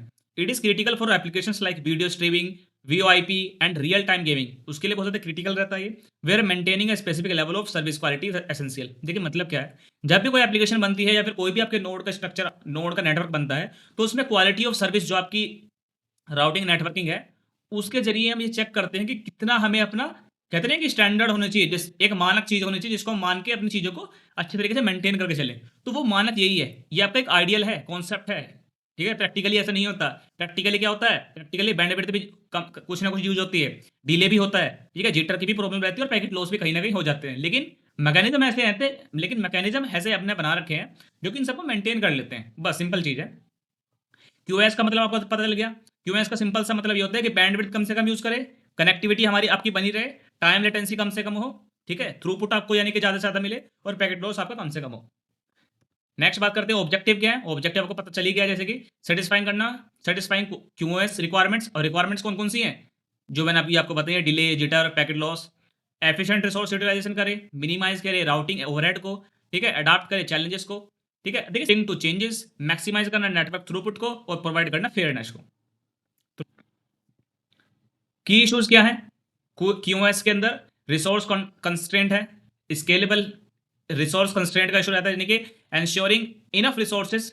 एग्जाम्पल के तौर पे bandwidth are available along the selected route, यानी कि जब भी आप राउट का सिलेक्शन करते हो तो बैंडविड्थ कहीं ना कहीं आपकी यूज होती है। अब ये इशू बता रहा है कि QoS को यूज करते टाइम पे अगर आप QoS राउटिंग को यूज करते हो तो क्या इशू आ सकते हैं। सिंपल बात है, अगर रिसोर्स की कंस्ट्रेंट का इशू रहता है, यानी कि जब भी राउट को सेलेक्ट वो कर रहे हो आप सेलेक्ट, तो उस टाइम पे आपकी बैंडविड्थ यूज हो रही है। स्केलेबिलिटी का इशू रहता है, डायनेमिक टोपोलॉजी अगर आपकी चेंज होती है तो उसमें आपके इशू बने रहते हैं कि आपका कोई लिंक बन रहा है, आपका कोई ब्रेक हो रहा है, तो उसको कैसे मेंटेन करना है। Multiple QoS matrix, multiple QoS matrix अगर आपकी बन गई तो उसको कैसे मेंटेन करना है। राउटिंग ओवरहेड, फेयरनेस, इन एक्यूरेट नेटवर्क स्टेट, यानी कि अगर आपकी handling in accuracy in real time network, मतलब कि देखिए जो आपने आइडियोलॉजी दे दी कि ये होनी चाहिए, लेकिन रियल टाइम में तो ऐसा नहीं होता प्रैक्टिकली, बहुत सी ऐसी प्रॉब्लम आती है, नेटवर्क इशू आ जाता है, ठीक है।